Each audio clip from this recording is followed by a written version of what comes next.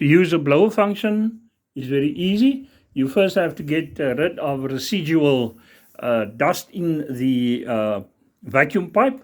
So while the thing is on vacuum, the system is, the pipe is connected to the vacuum. Just turn it on, vacuum for 5 seconds.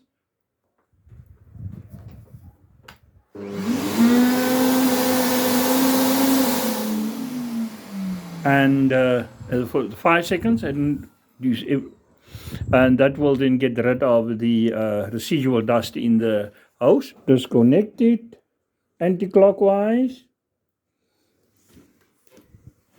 twice, and turn it around.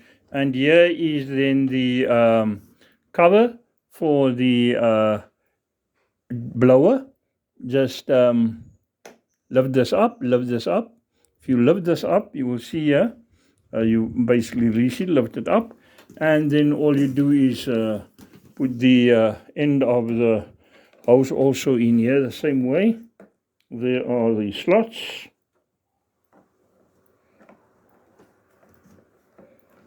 And then turn it. And then just turn it on.